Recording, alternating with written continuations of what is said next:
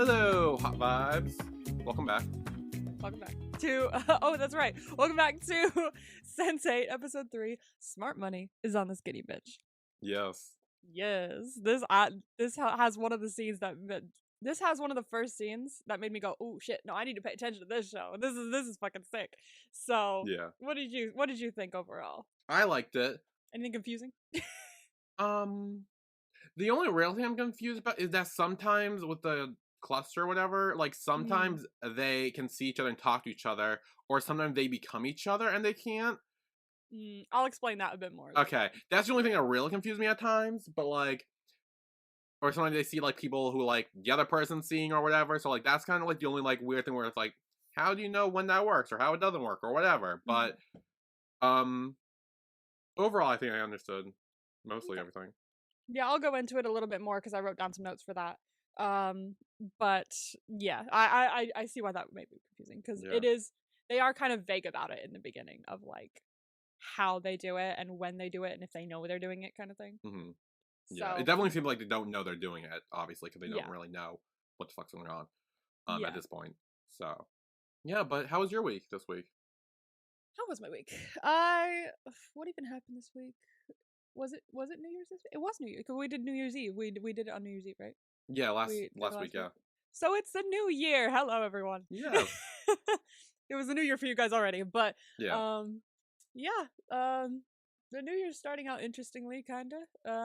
It's supposed to snow tomorrow, so that's something. It's supposed to snow like crazy tomorrow, from what I hear. From for us, it started like that, but now it seems like it's gonna be more of a snow mix with rain. Okay, yeah. And it doesn't seem to be too much now, hopefully. So maybe I won't get called into work, which I hope is not happening. But we're recording it on Saturday in case I do. So hopefully that doesn't happen.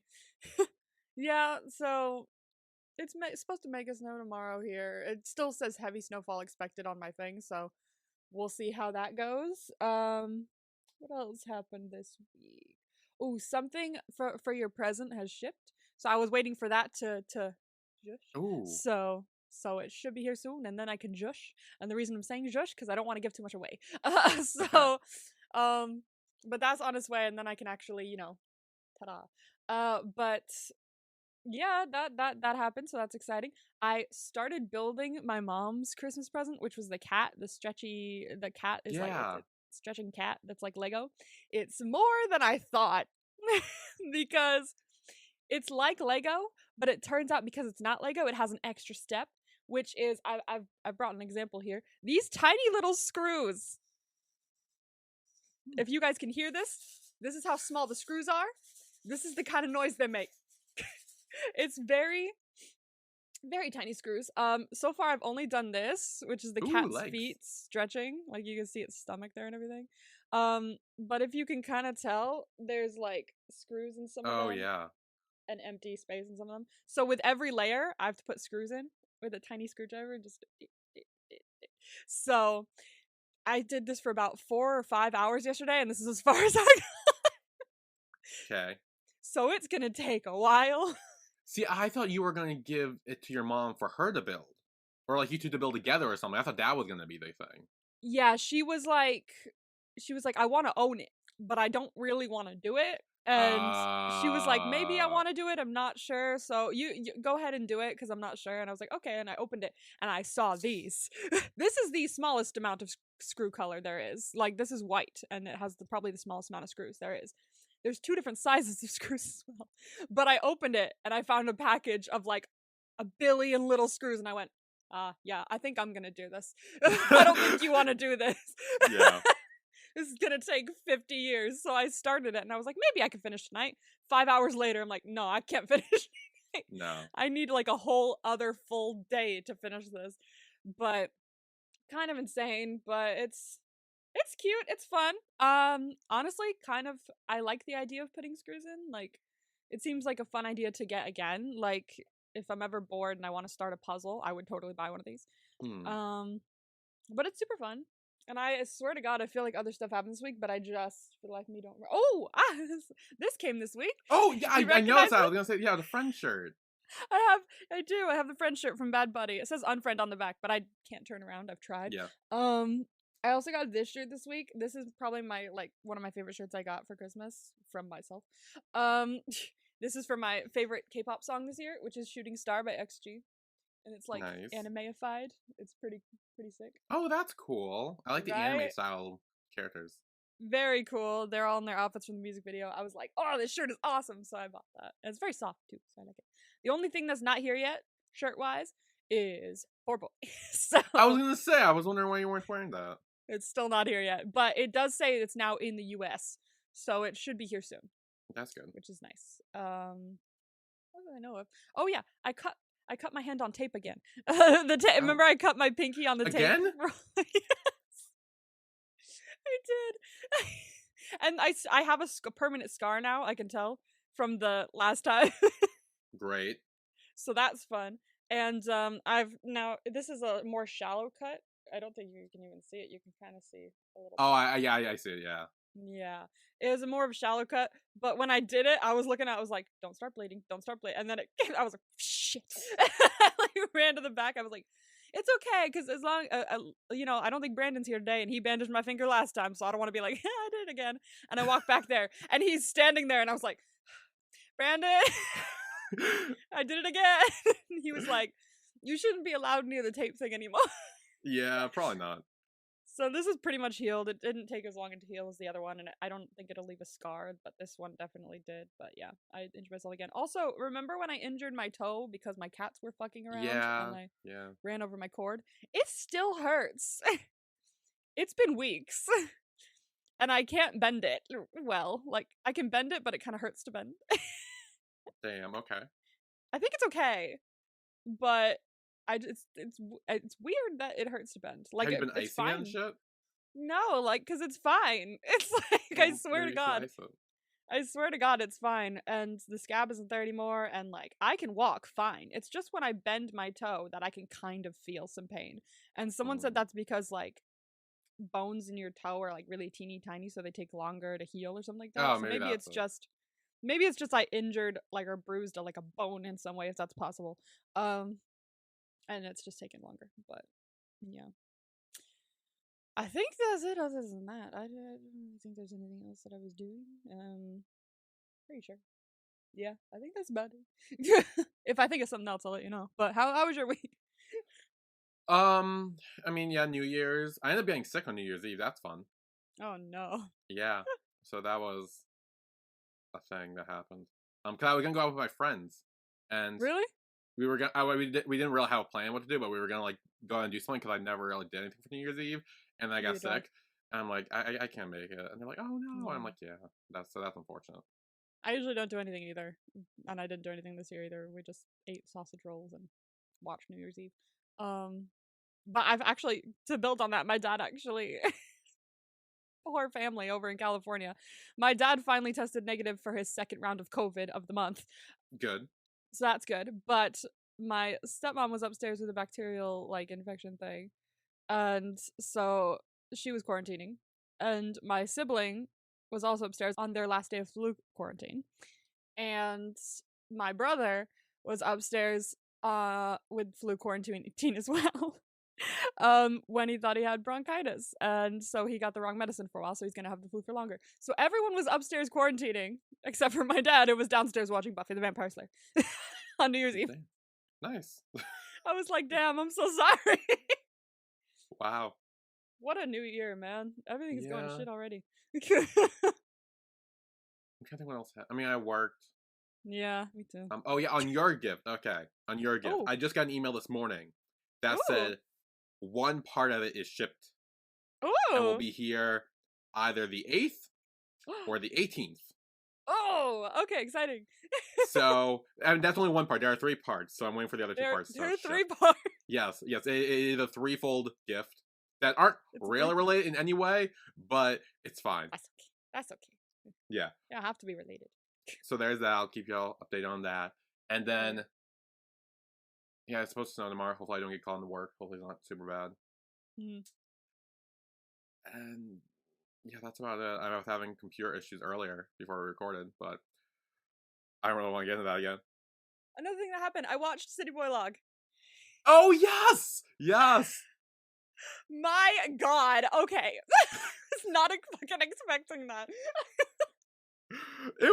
It's so good. That's insane because I was like loving it, and I'm just like, yes, oh my gosh, this is great. Ah, like they're so cute, and they're so good. And I figured out what was happening relationship wise. I was like, dynamic. I know what's happening. Okay, yeah, well, that was pretty easy to figure out. I kind of figured it out like second episode in. I was like, okay, I think he likes him, but he likes him, and he likes him, and he doesn't like him yet, but he's gonna like it, and it's like Yeah. the whole thing. But I no. Once it got to the ending, I was like, what? Yeah. The whole time I was like, how are you gonna explain this away? Like, there's no way to explain this away. Like, just randomly walking into the shower and hugging him. Like, how are you gonna explain this away? Well, it wasn't really hugging now that we see. No, no, it fucking wasn't, was it? No, My God. Yeah. I don't want to spoil it for anyone just in case you guys want to watch it, but I was just like, excuse me? The end of episode 11 is something to watch and be like, what the fuck is going on? It's great. It's a fun time. Trust me, you won't expect it. Like, yeah. I was like, hello? But yeah, very cute. I'm gonna guess that your favorite character is Jian. Is my favorite character Jian? I actually don't know. Like, I haven't, I will say, I think I do like Jian and Jaejun more. Like, I think they're my preferred couple. Yeah, which is shocking because they're kind of more the main couple, and you like a side couple. So. Well, it's I think because I started off mainly with them, and I was like, oh, this is nice, and then the other two kind of get in, and I'm like, oh, they're nice too. But like, yeah, I think I started more with them. So yeah, I don't know. I don't know if I really have a fit. I kind of just again I binged all in like a day, and I was kind of like, oh, this is fun. Not really. Yeah. I mean, it's possible. I haven't really thought about it. So I remember there was one. I think it was one episode. I think I sent you that, or like when I was watching that episode or something. It was Jaejun and what was his name? Starts with a B. Yep. I don't remember it, but I know it starts with a B. I think it was Byukjun. Yeah. Yeah, Byukjun and Jaejun, they were like walking around Hongdae, and like they were like, "Let's go out," and I was like, "Oh, that's cute." And then they went out, and I was like, "I've been there." I was like, "Wait, I know that place. That's Playground. I love Playground." It was so funny, but gosh, yeah, that was what a show, man. What an interesting show. I ran through it one morning. So fun. Goodness gracious, but yeah, I wanted to build on that because I forgot about that. But goodness, yeah, it's this. What a new year. It's turning out to be so far. It's different, yeah. Yeah. You know what's funny is my cousin was like, everyone this year was like, yeah, New Year, woo. And I feel like I feel like that's the general consensus lately. I feel like every year there's a New Year's Eve. It's starting to go downhill for everyone. So everyone just goes, yeah, whatever. Yeah. I saw someone say like 2025 is gonna be their year. Yeah, I saw that. And I'm just like, yep. I saw that. They were like, well, I've already fucked up. 2025. Here we go. Yeah. But yeah, anyway. Sense8. Sense8, yes. Sense8. I have done notes this time. Hey. I printed them. Oh, wow, you really did notes. Oh, yeah, I really did notes. Look at this. I have like... Oh, you color coordinated and everything. Oh my god. I did. You know me. I like to organize shit yeah. when I do like to organize shit. So I've color coordinated every fucking page of this, and I've written down like specific stuff that I want to talk about, highlighted shit I want to talk about. So don't you worry. This time there will be no fuck. Where am I? Unless there is. Who knows? We'll see. Anyway. Yes. Okay, so Sense8, episode 3, Smart Money, is on the skinny bitch. Which I'm sure you remember where the title is in this. Yeah. Yeah. That's a pretty obvious one. The next episode also, spoiler alert, not really, is also kind of obvious. But we will get to that when we get to that. Okay. Because I do want to talk about the next episode because, oof, I got shit to say. Okay, so we start off with Will, and we're seeing more of what happened with Sarah. When he was younger, this girl that's just randomly appeared to him. And I think he maybe was there physically. I'm pretty sure he was there physically, but this time we're seeing Whispers, who was the guy that appeared to Angelica, and he's cutting open Sarah's skull, which is not great. Yeah.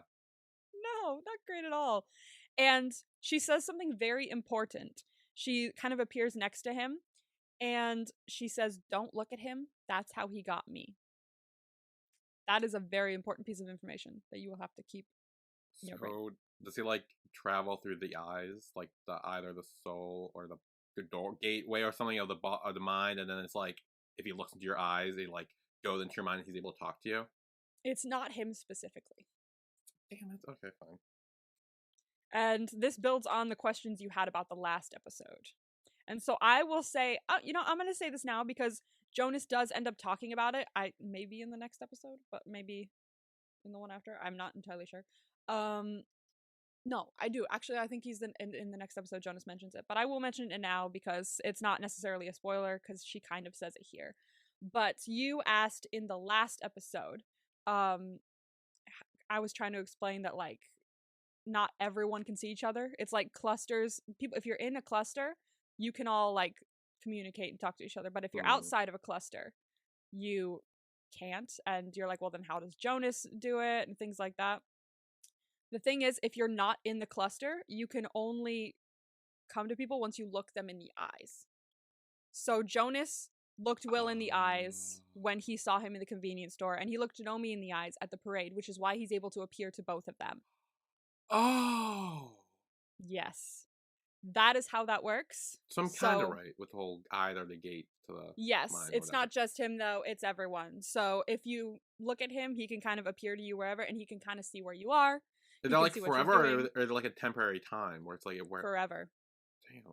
It is forever. So once you look into the eyes of someone outside of your cluster, you can kind of appear to each other and talk to each other, and like people in a cluster do. There are limitations, like you don't get like you don't get their abilities, you don't get to like see into their mind unless, there's a future thing that I'll talk more about. But you don't really get to see into their mind and everything like that. But you do get to see where they are, and you do get to communicate with them. So outside of the cluster, that's how that works. So that's why she says, don't look at him. That's how he got me.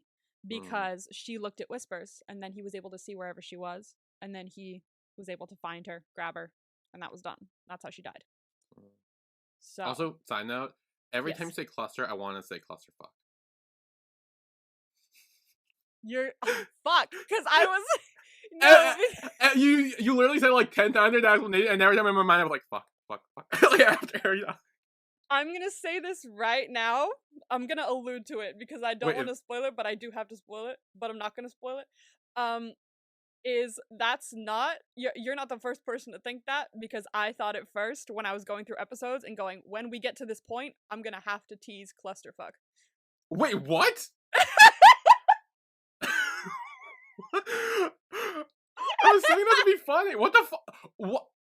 Why do when I have actual theories, they end up not being real? But when I try to make a joke, it's like, oh, that's absolutely true. It's like, what? Whenever you're like, what would be funny? I'm like, yeah, but you're fucking right, though. What? God damn it. Fine, whatever. Okay, let's go. That's not coming for a couple episodes, but I will be vibing you clusterfuck at some point in the future. Right. And you will have to have fun with what that means. Okay. I will say now, though, it's art. Oh. Okay. It's just, wow, chef's kiss. Anyway, continuing on. So, Will is kind of like, he kind of flickers between his young self and his adult self as he's watching Whispers continue to cut into Sarah. And he ends up waking up, and he's in the hospital because, as we remember from the end of the last episode, he was in the car accident with Jonas where he rammed into him. So he wakes up, and the nurse comes in and tells him that he was in an accident and that the cops that were his friends and everything, because he's a cop. She's like, they told me to treat you like a hero because apparently you caught a terrorist. And he's like, shit, Jonas. Because now he's like, now he kind of knows something, so he kind of wishes that he didn't end up getting captured. So he's like, damn, he got captured. So he's getting ready to run out. He's like, I gotta go. And she's like, no, because you've got some unusual brain activity. You might have concussion. He's like, I'll bet I have unusual brain activity. It's weird in here. And so he decides to run and check himself out. That's something to pay a little bit of attention to, or at least to notice, is that she says, wait, you have some unusual brain activity. This is what happened with Nomi. Because she ended up passing out, she went to the hospital, and then they noticed unusual brain activity with her, and now she's stuck there. So that's kind of how they get caught, or how it's more easy for them to get caught. as a sensate because they notice something really weird about their brain that they've never seen before. They're like, whoa, what the fuck is going on here? And then they call someone, and then that's how Whispers kind of gets an insight as to, ooh, you know what? I might have to go see you. But moving on to Lito. Yes. Yes, I'm interested to hear your your thoughts on Dani in this. Not much better. Hopefully she gets better. I swear she does get better. I swear. Better is a stretch, but like she does get less. Yeah. So at home, Lito and Hernando are watching a scene from Lito's show, and Hernando, because he would run lines with Lito, was like saying all of them word for word. He's like, "It's not your fault." Like he was reenacting the whole thing. It was super cute. And he's like, Lito's like, "Please don't." It's like, "Why do you torture me like this?" And he's like, "What? I run lines with you, and now I have to be here and watch Miss Thing ruin my scene." It's like, that's my scene. Mm-mm. So they're all cute and coupley, and they're kissing. And then Dani walks in. And she's like, "Oh, you guys are so cute." And they're like, "Oh, why are you here still?" Yeah, me too. So she evidently has spent the night. She's been there all night. Yeah. And Hernando's like, you gotta talk to her, because this is weird. Yeah. He's like, yeah, do I have to? He's like, fucking talk to her. So evidently, Lito, this kind of is the first thing you see about the fact that Lito doesn't really like to communicate. Yeah. He's not good at it.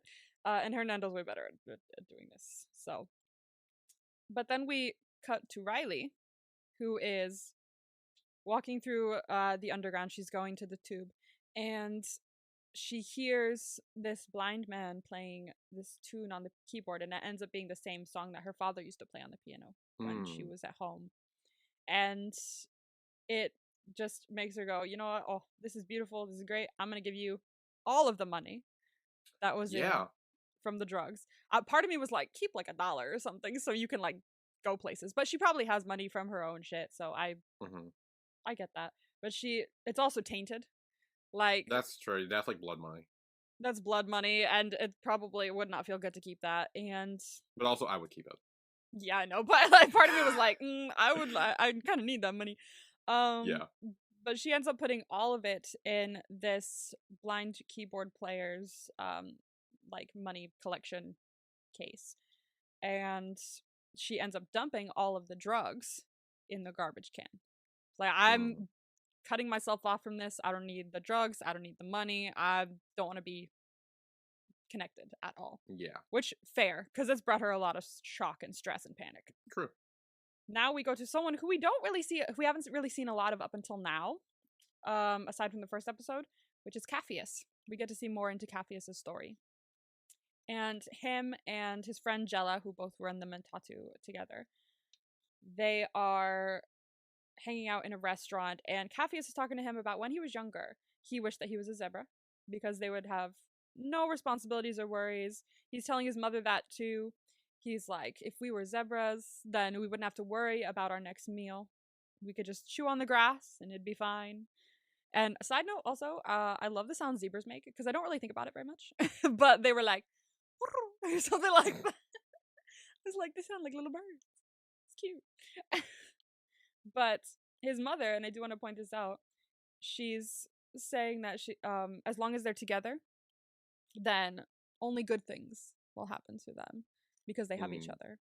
Yeah. And that really shows where Capheus gets his positivity from, because he's one of the happiest people I've ever seen, or the most positive at the very least.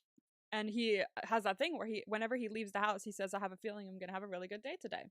And he definitely gets that from his mother, because that's the quote she said there just reminded me of that he says that. So his mother was a very positive person and is a very positive person.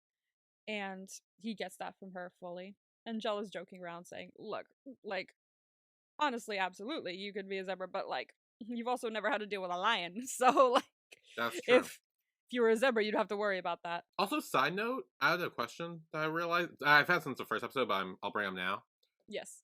how come we travel to so many different places in the world, but everyone speaks English?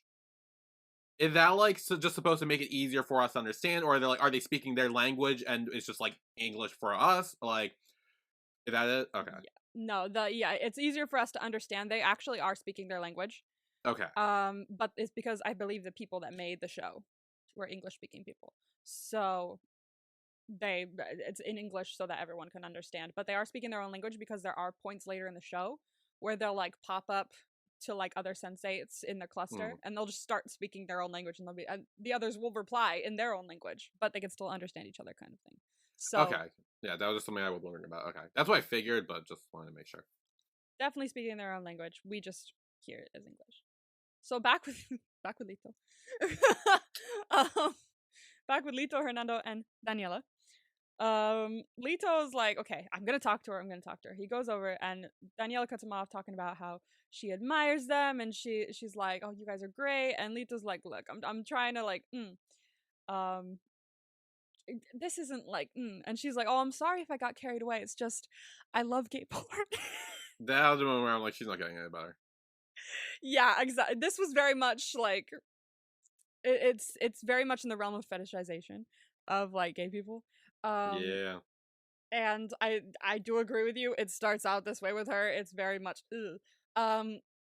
she gets way better though, I promise. Okay. I'll wait. Not yet, but some of the things she says are definitely questionable. And also, part of what we have to remember is that in different countries, homosexuality is on different levels of like acceptance. And I think like in Mexico it's very much like, oh, if you're gay, you're not a man kind of thing. That's where like at least at this time period, it looks like it was at least in the show. I don't want to say in real life because I do not know the situation, but in the show, that's what it's portrayed as the acceptance is not really there. So the fact that she is, even though she's fetishizing it, the fact that she's accepting it is pretty great because not a lot of people there do. So it's a step. Okay. It's a very small step, but it's a step. So she apologizes for that and everything like that. And Lito's like, it's not about that. And he's trying to word it, but he can't. So Hernando jumps in and he's like, look, the thing is we don't want to live in Beard. Like, yeah, be a Beard, but like we don't want to live in one. And she says, oh, okay, so now that you've dumped me, you were fine using me. And so now you're gonna dump me now that you're done using me. And I like this because they were kind of using her.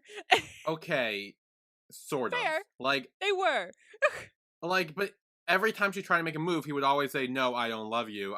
My heart belongs to another. He never actually did anything to, he may have been leading her on to an extent, but not so much to where it was like, oh yeah, like, let's like make out and shit, you know, like really, like, it wasn't like that. It was more just like a cover. Cause were they like, quote unquote, dating before? And it just like, but because every time she would try to make a move, he would be like, oh no, my heart belongs to someone else, which means that he was always keeping that boundary. And even in the public eye, he would always say, like, no, we are just friends. Like, so I didn't really see it as him leading her on to an extent. I think it was more just like she was there. She wanted him. He kept making it very clear that he was in love with someone else. His heart belonged to another. He kept saying that every single time. No, and he even didn't, actually. Yeah, he did. But she makes a move in the last episode. He's like, oh no, my heart belongs to someone else. Yes, he said it once when she went to the extreme and came in drunk and touchy.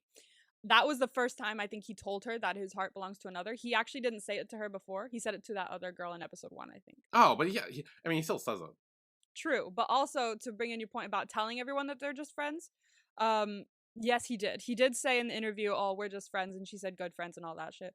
But he was also acting kind of flirty in the interviews to like imply that maybe there was a like I think once he got pushed to the limit when she came in drunk, that's when he finally told her my heart belongs to another. But if he wasn't telling her that before, yes, she shouldn't, I'm being devil's advocate here. Yes, she shouldn't have pushed him and everything like that if he said no, but also he wasn't saying yes, and he wasn't saying I'm in love with someone else until the very end.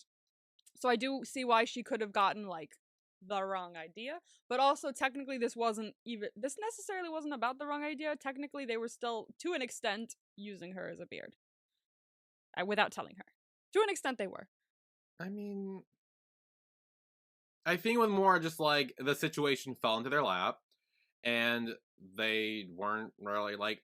Again, he never made it so that he like admitted to liking her. He never said, "Oh, I love you," or like made out with her. He never really showed. Yeah, he was flirted with the camera and everything, but like you could also claim that as fan service too. Like it's kind of like that. Like it's kind of like don't take it so seriously, I guess. I do see that, but I think also the argument can be made for the fact that when she says, you were fine using me, I think it could also be construed as a non-romantic way using me. Like, using me could incorporate a lot of different feelings. Like, using me to be a beard, yes. But also, I feel like it would have been better if they had at least informed her of the plan, but also they couldn't be sure that she wasn't a homophobic asshole, you know? So Yeah, they were trying to be careful. So yes, that could be their argument, but also they were using her without telling her what they were doing. So she could be like, yeah. "Hey, what the fuck? Like, why are you lying to me?" kind of thing. So But we also saw that even when he said no, and he did say my heart belongs to someone else, she wouldn't stop. Like she was still very all true. over him. Like I think even if he did before this, even when it wasn't at the breaking point, she Yes. still would have kept pressing it. She still would have kept trying, and it was almost like yes, he was using her, but she was making herself keep being used by keep going for him in a way. I do agree with you there. She should not have kept pressing it. Yeah. She shouldn't have kept pressing it, and that's definitely worse. But I also agree that using her wasn't the best either, because this isn't the first time they've done it. Because as we know from like the last episode, he says, "Oh, we should probably like get someone else now." Like they've done it before where they've had to like stop it with one person and start with another. Mm-hmm. So, and we do see more in this where they actually like looked at her headshot and had to decide Yeah. who to do. So, I do see what you're saying, but I also see that like using, yeah, probably not the best. Yeah. But I do see that hers was worse, definitely.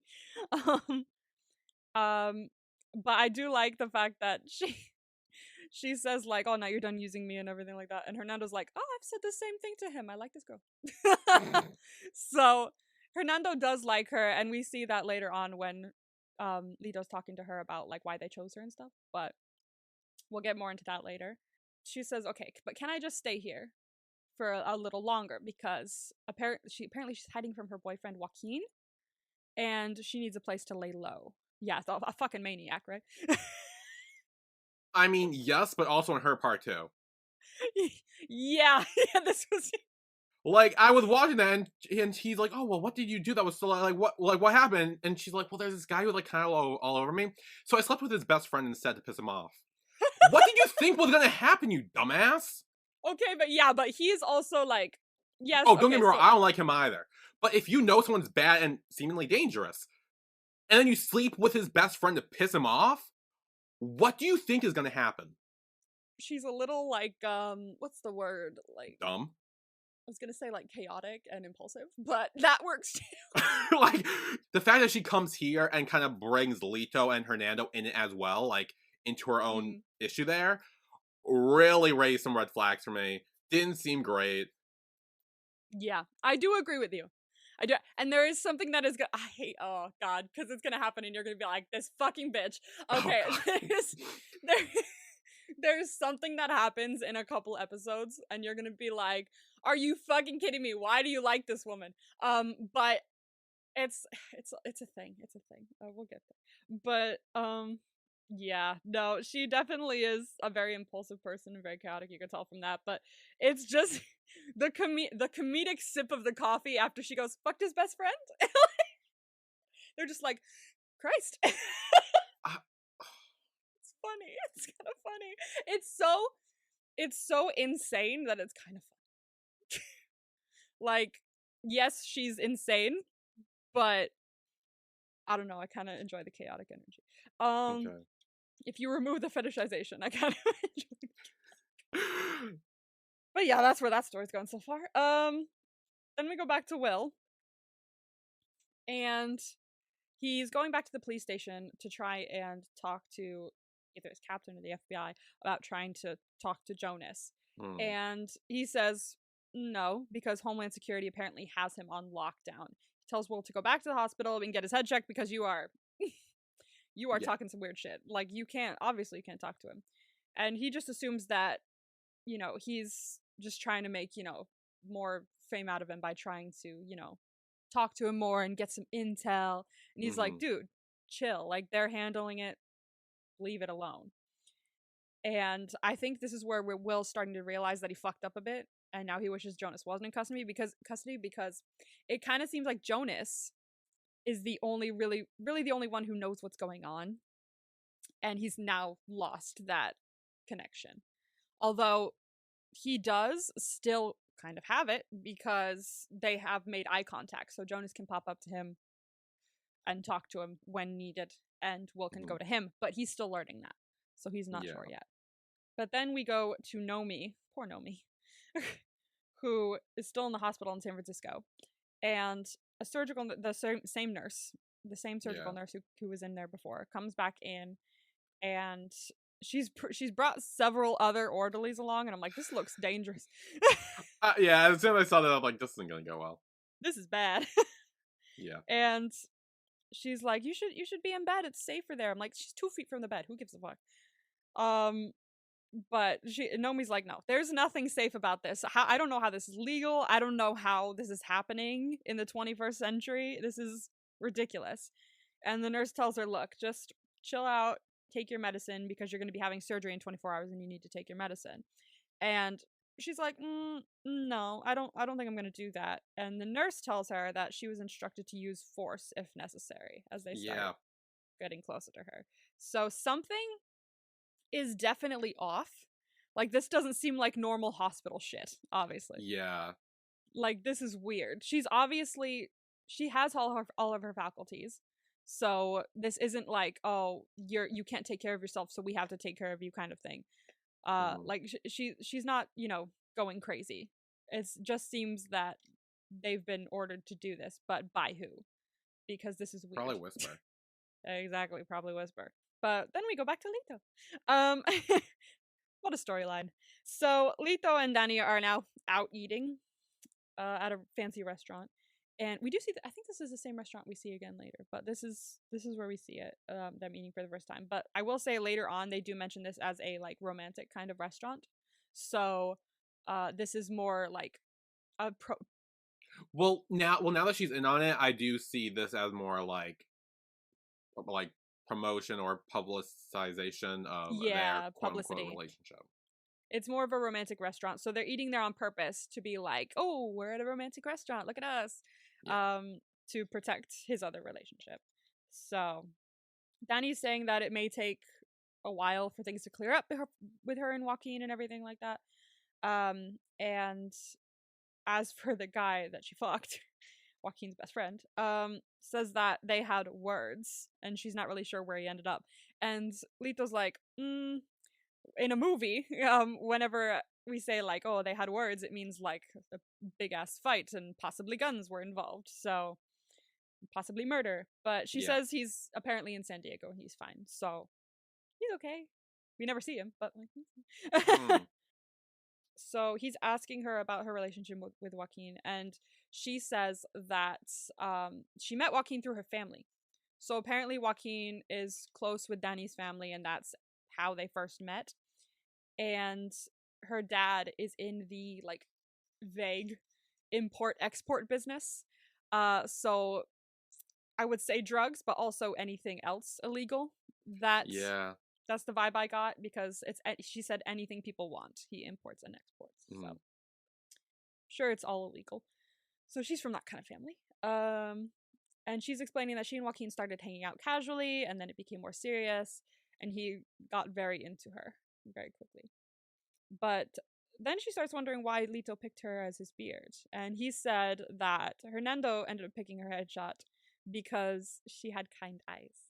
And I really like that. Like Hernando's a very like passionate artistic person, so it's very in his character to be like, she has kind eyes, you should pick her. Like, I don't know why, but I really love that little detail. He thought you had kind eyes. But while they're talking, some paparazzi end up coming up and taking photos of them together. And Lito asks if she's enjoying this, and Daniela says that it's the best part she's ever played. Yeah. So she's comfortable in the fact that she's playing a part now, so that's a plus. So then we go to Sun, who's in her office smoking, and her phone rings, and it's the same guy from Seoul City Bank, Mr. Jung. And she's ignoring it once again, but as she's ignoring it, she opens a safe and pulls out that red folder. Yes. And in Chicago, Will is opening his safe at home as well and taking out a collection of clippings about Sarah. So they're both kind of researching right now and kind of looking at important pieces of documents. And we learn more about Sarah. She's a 10-year-old who kind of just disappeared. Sun takes out the file, and it's the company's financial figures. And she's very worried looking at those. So what do you think is going on? Because we don't 100% know yet, but I'm assuming something with the company, like maybe they're going bankrupt or something's like falling through and something along those lines that maybe she's worried about. Oh. She's not happy about it. But it kind of makes her remember a childhood memory where her mother, who looks very ill, is asking her to take care of her little brother. So that will come back around many times throughout the show because it's a big catalyst. Is her brother getting character. screwed over in some way with the contract with the red folder thing? Like maybe something's like her brother's being like cut out or like not getting fairly treated. That's why she's so mad. Or maybe it's her. Maybe she's getting like screwed over and it's like she's mad. I will say it has to do with her brother. I will say that. So this is very important with her character. She constantly goes back to this memory of her mother asking her to take care of her little brother throughout her whole storyline. It's a very big catalyst for her character. And while this is happening, Will is flashing back to when he was a child. And so what happened is he wakes up because he heard Sarah begging for him for help. Now I'm wondering if maybe they like crossed paths and made eye contact at one point, and that's how she can see him. But we do know that they don't have their full sensei abilities until they're like born, which is what Angelica did. So this is kind of just like a little like thing that happened. It's not necessarily like he didn't know he was a sensei yet. It's just because they were both senseis that he was able to kind of like connect that way. Yeah. They weren't fully born yet. And he finds her sitting next to his bed and asking for help. And so Will ends up going somewhere and bringing the folder with him. But flashing back to Sun, her assistant comes in and tells her that Mr. Jong is on the line and that if she doesn't answer the phone, his next call will be to the authorities from Seoul City Bank. So that's another addition as to what the fuck's going on with that red folder. Yeah. So it has to do with the police, evidently. Evidently. And so she's like, okay, fuck this. So she goes to see her dad. And his receptionist that he says he hasn't returned to the office yet and asks if you want to leave another message because evidently he hasn't been answering her messages. And so she says, oh, a message? Okay. And she slams her fist into the desk, breaking a piece off of it. Yeah. Like, what a fucking badass. That was cool. That was very cool. I love her. So she walks off after that. I'm like, what a message. I mean, I would take that as serious. So back with Riley, she's waiting for someone to leave the pub. It's Shugs, who's a friend of hers, kind of. And so she walks up to him and he's like, oh my gosh, I haven't seen you forever. He tells the girl he's with that this is Riley. She's that DJ I was telling you about. And his girlfriend's name, I believe, is Bambi. She's from Australia. And Riley says she's in a bit of a bind and she could use some help, but she looks like she's choking up and she says it. He's like, oh God, are you okay? Like, come. Yeah. Let's go get a drink. So he seems like a good friend. And Bambi seems nice as well. And so they go to a pub. And then we flash over to Kala, who is arriving at work, and her supervisor is talking to them about counterfeit drugs because it's a drug company.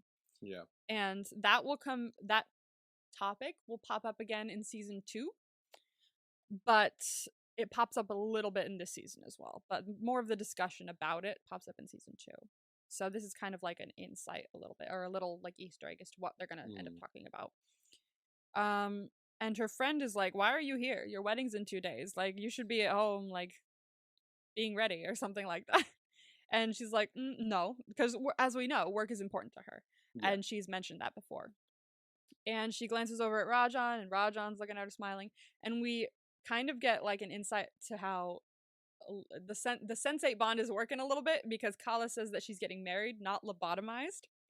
I noticed that. I was like, hey, I think I saw that. So she's kind of feeling, without really realizing she's feeling, what Nomi's going through, and it's kind of bleeding into her everyday life. And her friend is like, "Ooh, I'd let him lobotomize me any day." I was like, girl. So Rajan is still looking over at Kala, and he ends up texting her saying, "Oh, 2 more days." And she's like, "Yeah, 2 more days." She's like genuinely not like the happiest about it. Yeah. So yikes. And then we switch over to Capheus, who him and Jella are walking around, and Jella's like, look, I'm gonna help you get your drugs. How much do you have? He only has 800. And so he's like, fine, I love a challenge, I'll try. And they go to meet Mr. Fuck Off. Yes, I saw that. I love this part. Like, when I was first watching it, I thought it was hysterical, because they walk up to him and they're like, "Hey, what's your name?" And he's like, "Fuck Off," because he knows that they don't have enough money for something. He's like, "Oh, Mr. Fuck Off, hello." And in the wiki, it's literally just Mr. Fuck Off all the way through. Yeah. It's like there's no name. His name is just Mr. Fuck Off. I remember at the end with the credits, it said Mr. Fuck Off. It's Mr. Fuck Off. Literally, he has no name. His name is just Mr. Fuck Off. So Mr. Fuck Off tells Jella that they don't have enough money to buy his drugs, and he knows that. So Jella's pretending to call someone, being like, "Oh, you said this was the guy. Oh, it's the other guy. Oh," and he had dropped the money too, to make him be like, "Look, we have some money." He's finessing the guy. And he tells him, "Sorry, we got the wrong address. We got to go to the other guy." And he's like, No. I have the cleanest drugs. You come to me." And he's like, "Oh, all right, but I don't know." And he's like, look, what do you need?" And Capheus is saying that his mother has AIDS, and she's not doing well. And apparently the counterfeit drugs are what caused the symptoms. So that he's getting counterfeit drugs is what was happening. They were just making her sicker. And he said it's Mr. Fuckoff just says, "Oh, it's cheaper to let her die," which is not great. And it definitely offends Capheus, who tries to punch him in the face, but Jella holds him back. And they end up bartering him down to the 800 that he has, and they get the medicine, which is good. And we are going to take a break here. And when we come back, we will there's a little insight as to what is gonna, like, a little bit of foreshadowing, and I want to see if you noticed it. I will talk about more of it when we come back. Okay. But there's some foreshadowing with Riley and Bambi and Shugs. So threesome? It's a blink. No, it's a blink. No threesome. No threesome. But it's a blink and you miss it moment, and I actually didn't notice it until like maybe when I started rewatching it a month ago, and I was like, oh no. So I will go a bit more into that and see if you noticed it as well. So we will take a break here, and we'll be right back.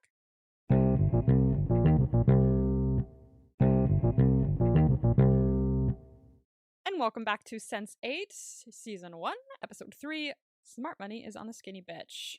We are back with Riley. Her, Shugs, and Bambi are kind of hanging out in Shugs' place. And Bambi's sharing a story with them, and she's like being a bit abrupt and like blunt. And Shugs apologized to her, saying that Bambi is Australian. She says something else, but like that's not a politically correct term anymore, so I'm not gonna mention it. But she says something akin to, "Oh, like I think she's like autistic or something like that." Like Shugs says that. And Bambi's like, "No, I'm Australian." So she's very blunt, very forward. And Riley's telling them that her apartment manager threw her out, and so Shugs says, "You deserve a lot better." But that's not the case, obviously. We know what happened. She's in hiding. And we cut back to Leto, and this is all going to kind of contribute to the foreshadowing I'm going to talk about in a second. Okay. But back to Leto, he's filming another scene at the church, and afterwards he's asking the director about how his character should, act, because he feels like the character knows that uh, his friend is going to betray him in the script. Like, he feels like he knows. And the director's like, no, no, no, your character doesn't know. You don't know. How could you know? And he says, as he's walking up the stairs in Riley's place in London, as he's looking at Shugs and Bambi, he says, but I do know. Which is something very interesting. So are they going to betray her? Quite possibly. Foreshadowing there. There's some foreshadowing. He's walking up the stairs looking at them going, but I do know. Like, it's a thing. So keep an eye on that. I don't know. I like that. Well, I mean, I like the guy. The girl was kind of weird at times. Yeah, as I said, she's Australian, so I kind of just brushed off. But yeah, I like him too. I like him too. But like this is very interesting foreshadowing. So we will get to that when we get to that. But that is something to keep in mind. Mm. And when Leto reverts back, the director introduces him to Joaquin. He says this is Mr. Flores, but like, we know Joaquin's last name is Flores because I think Daniela says it earlier, but and he says he's a big fan of Leto's movies, and he admires him, and he asks to take him to lunch.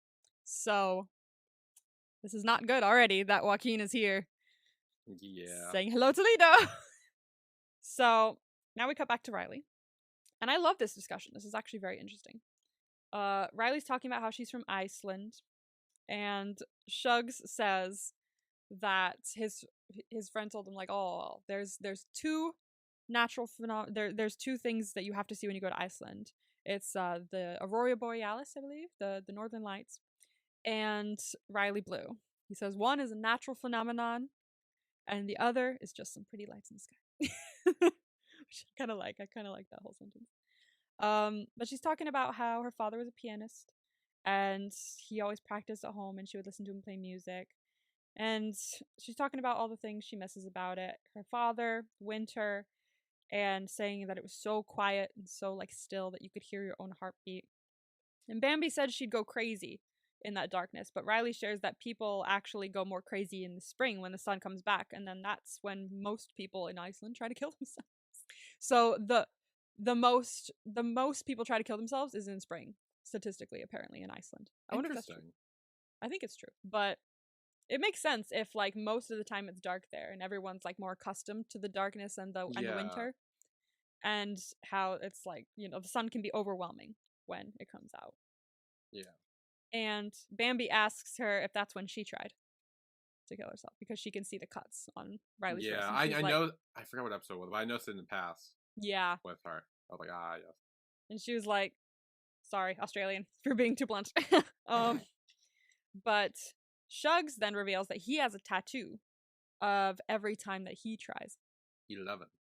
Yeah, 11. So he's got the marks and the ticks and everything tattooed onto him. And he says, with all the darkness in the world, with everything going on, he goes through this whole speech, which I wish I wrote it down and I wish it was on here because it's a great speech, to be honest with you. He said, the madness in the world, checking out is the only choice that makes any sense. And I think that was very interesting to hear. I loved that whole speech about like the world being shit, Yeah. I resonate. But then we go to Sun, who we see her momentarily. She's stuck in traffic, and Mr. Jung keeps trying to call her, and she's like, I don't want to deal with this right now. So she throws the phone on the seat in the car, and she says she's just gonna walk, and she leaves the car. So her phone's not with her now. She doesn't just want to be a part of that right now. She doesn't want to think about it. And back in Mexico City with Leto and Joaquin are having lunch, and Joaquin's talking about acting, and he's mentioning that in one of the movies, Leto slices open a man's throat. He's like, how did you do that? And he's like, what do you mean? He's like, all the blood. And he's like, it's fake. It's a prosthetic. It's not real. He's like, oh, so it's like, for a second, this man is insane enough to be like, oh, he fully cut open his throat. Yeah, it was reminding me of Erica from Friends, who like thinks Joey is actually Dr. Draco Moray. Yeah, and actually believes it, and she's kind of like crazy in that sense. Yeah, that's what I thought. I was like, yeah, I see the makes sense. I definitely thought about that too. It's like it shows that he's a little detached from reality, just a smidge. Hmm. because he does accept, oh, it's fake, like, but he is still a little. Yeah. So he's teaching. He's like, no, but that's not for your acting in the future. That's not how you cut open a man's throat. You have to go right for the jugular. And he takes the throat and he puts it right into Leto's neck, like the edge of it, just right next to it. He like pushes it a little close as well. I'm shocked he didn't start bleeding. Yeah. It's like really, really, really, really there. And Leto's like, fucking Christ, what are you doing? So this man has like intimate knowledge on how to cut a throat, which is a little scary. And Joaquin goes, look, we both know why we're here. You are fucking the love of my life.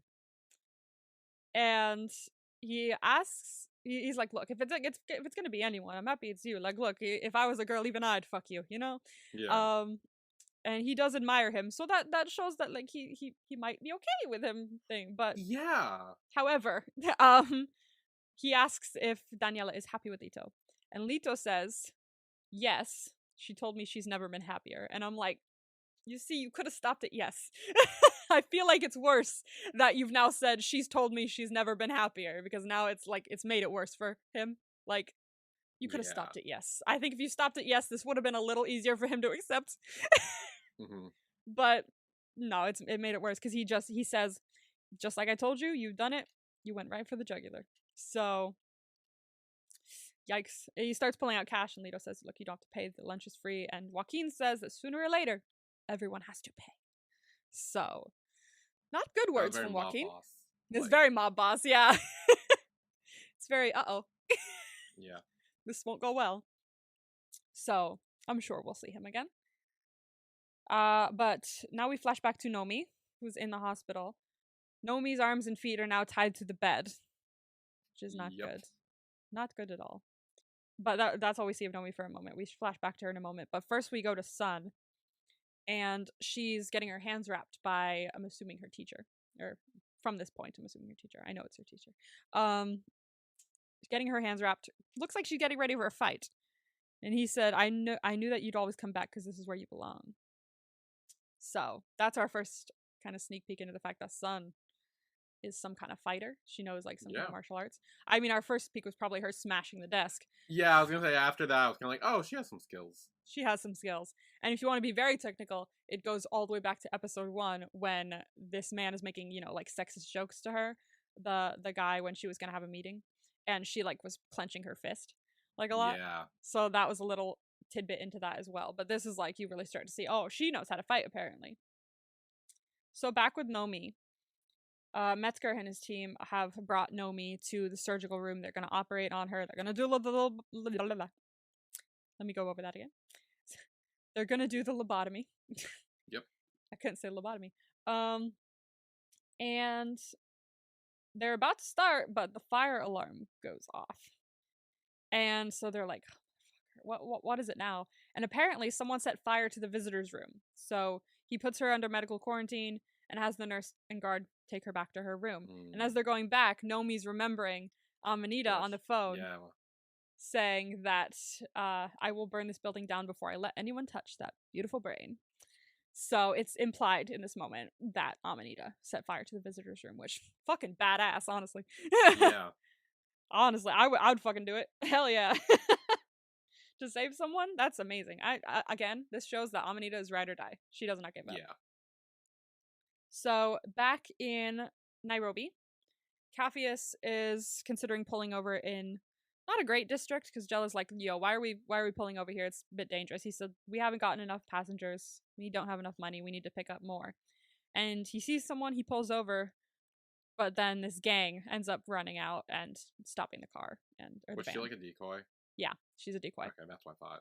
Yeah, she's a decoy, and they pull over, they pull up in front of them so they can't leave, and they run in and start taking all of their, like, valuables and money and anything they have, really. So the leader is inspecting Capheus, and he's like, you don't have a dick this big. What's in your pants? And he ends up finding the medicine, and Capheus is begging him not to take it because his mother is dying, and he says, I don't give a shit. So he takes the medicine, and they also take a ring from an older female passenger. Yeah. And by the way, that dude's teeth were nasty. Yeah, they were nasty, yeah. So, I mean, I'm assuming the hygiene's probably not the best when you're in a gang. I don't know, but It was like, and he was like saying something, and like his teeth were very prone. I'm like, that was disgusting. yeah, not great teeth. But they do totally. They take her wedding ring. She's begging them not to, but they take it, and so they, you know, kind of hit him. They punch him in the face, and they drive off. And Capheus is laying there, pants down, crying in the street. Not great for Capheus. No.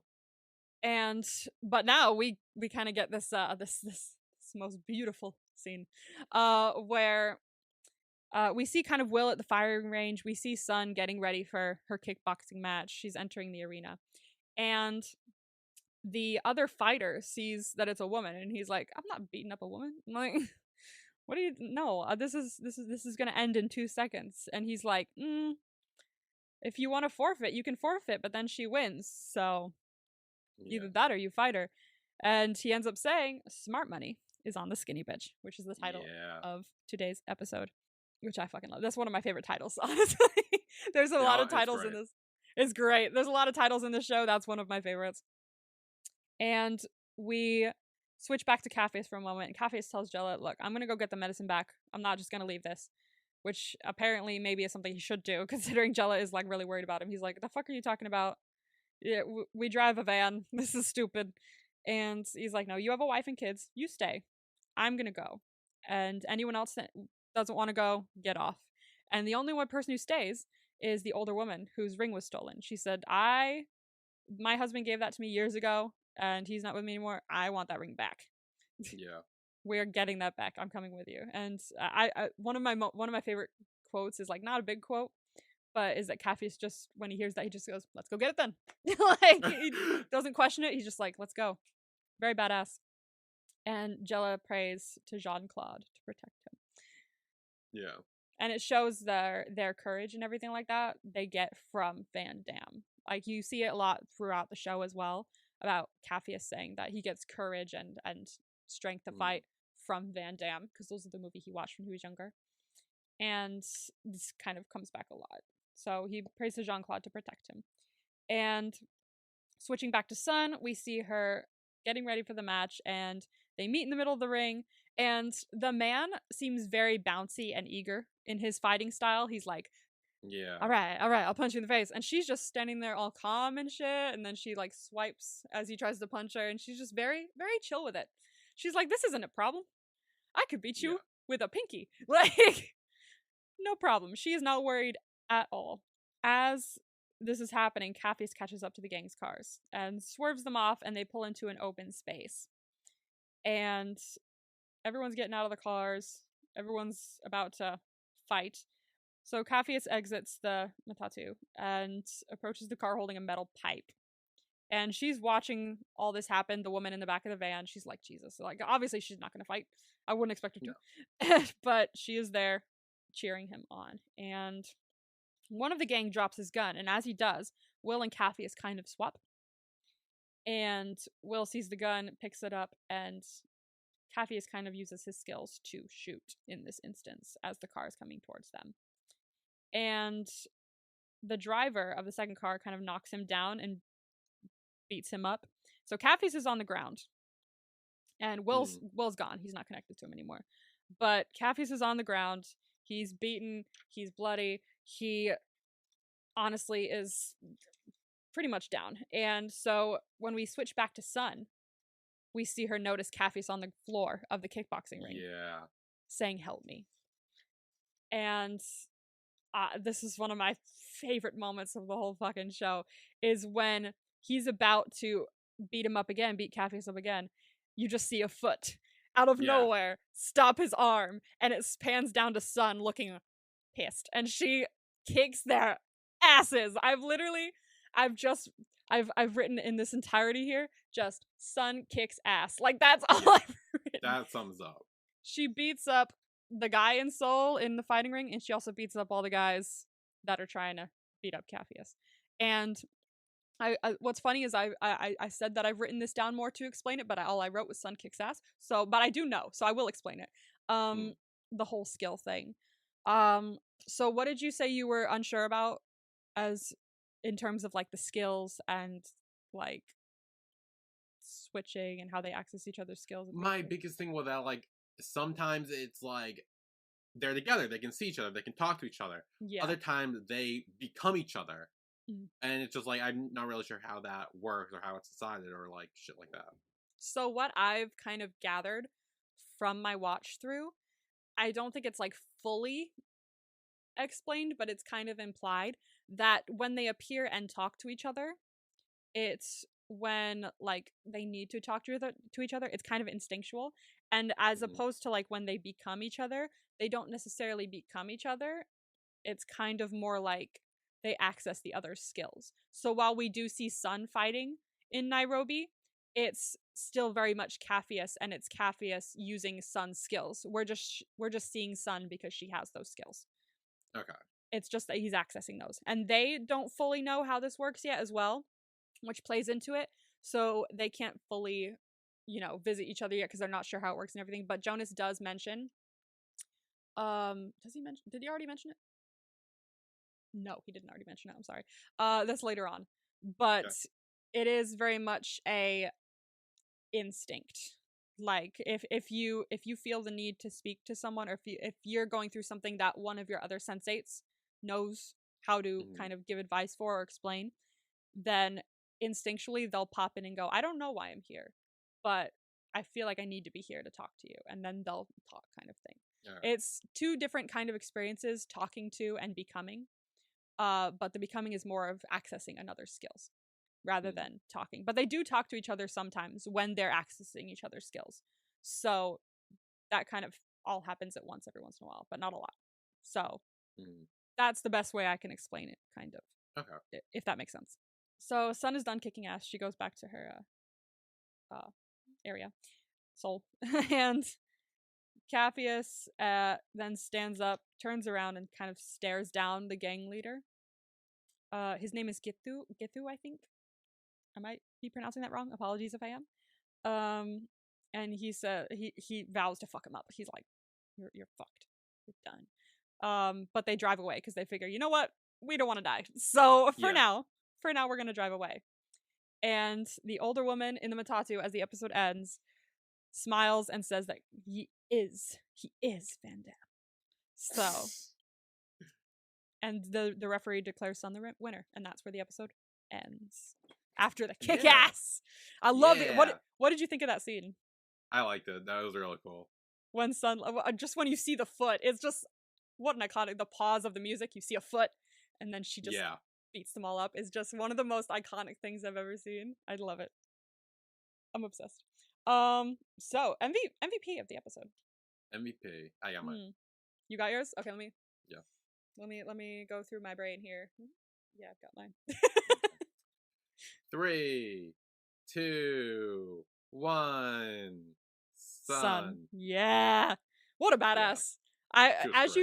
As you go through this, I'm wondering if you'll think this way too, but there's a lot of episodes where you might say Sun is the MVP. Cuz there's just something about her where she will literally she's so good at fucking people up. Like, and I enjoy that. I enjoy watching someone fuck someone up, and it's fun seeing that she had no care about, like, she's not like worried about it. She doesn't really give a shit. She'll do it regardless. Exactly. It's great. She's not worried because she knows she'll win, because she is that confident in her abilities. It's sexy. It is. As I have said this many times, I don't know if I've said it on the podcast. I probably have. But this is like my catchphrase. I say it all the time. Competence is sexy. It's confidence is sexy. No, competence. No. It's competence. Competence is like, you know what you're doing. You're doing something that full knowledge of. Yeah. Like, if you have full knowledge of something and you know exactly what you're doing, and you go up to someone and be like, oh, this, or you have a full perfect set of skills, if you know how to do something, it's fucking sexy. Yeah. It just is. I don't know what it is. It just is. No, I see that. It's just great. But yeah, absolutely. Sun was amazing this episode. She kicked ass. She's dealing with whatever's in the folder, which we don't know about yet, but we will.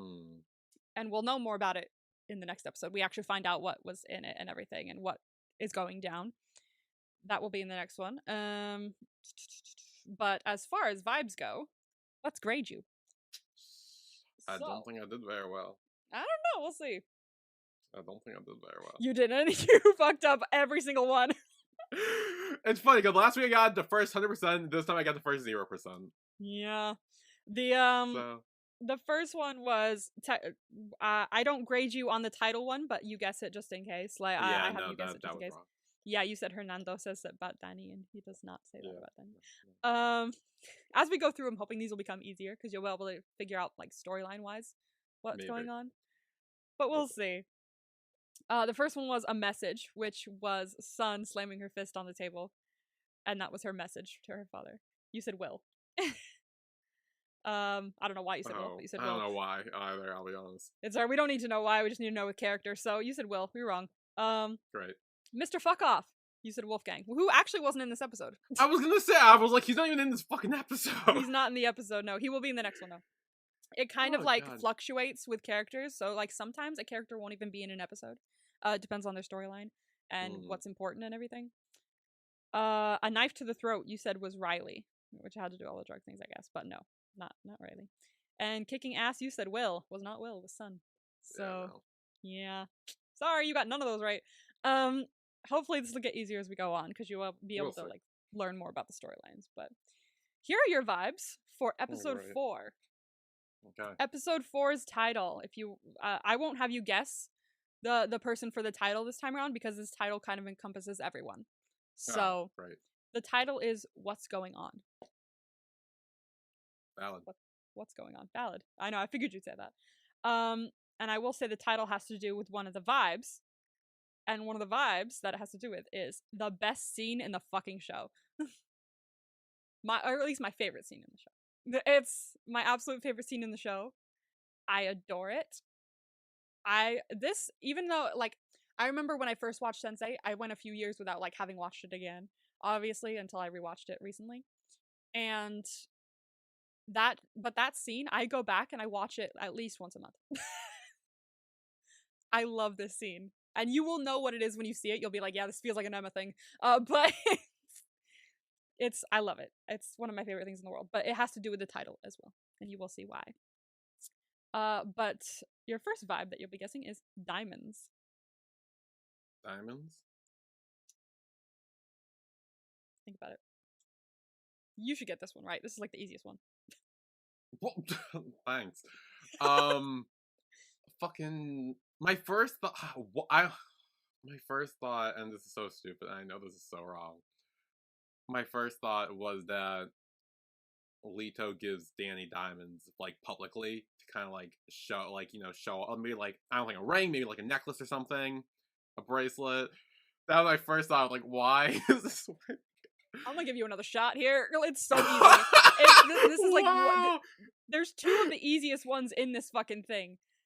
3 of the easiest so that was ones so bad that I get another shot. You wow. do. Okay. You do. You get another shot. What the fuck did diamonds do? Think about it. Think about where we've seen fucking diamonds before in the show. Have we seen diamonds in the show? Yes, we have. Very important, like of one character specifically. Their whole storyline revolved around this. For the first 2 episodes.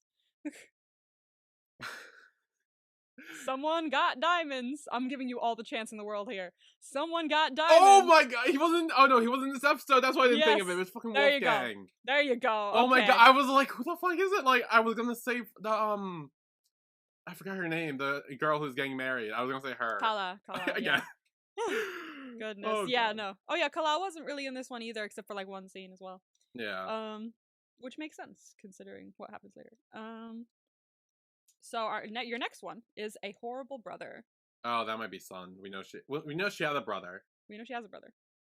And we don't know if anyone else has a brother, so I'm gonna say her. Okay. Because I'm not sure if unless someone has a secret brother that shows up, I don't know. But I'm pretty sure she's the only who we know confirmed has a brother. Gotcha. Your next vibe.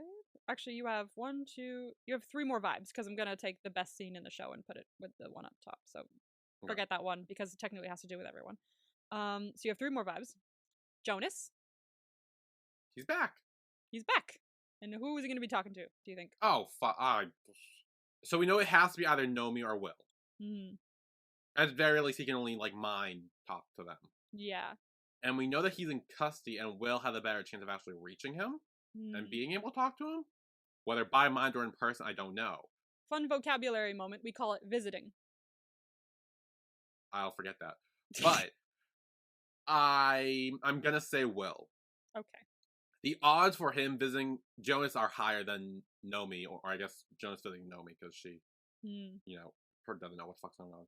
We know in this episode that he was kind of disappointed that Jonas got captured, and he was like shit and trying to talk to him. So. And he tried before, so he'll probably try. Yeah. Okay. Next, we have a vibe I'm just gonna give you. Like, you can guess it right, you cannot. This could be for jokes, who knows? But I have to. Hot damn. Because you keep watching it at school, and I have to tell you every single time there is one. That's true, yeah. Okay, hot damn. Good to know. I have to watch this episode at home, though. I watched it at home this morning. Or not this morning, but Friday morning. See, that's what you should do. You should not watch this at school. Yeah, I shouldn't, but like, sometimes I forget to watch in the morning or I'm busy, because I don't know. Anyway, okay. Hot damn. You can kind of guess if you want, but I won't grade you on it. I mean, okay. I need the points after this poor performance I just put on. You do. I will say this.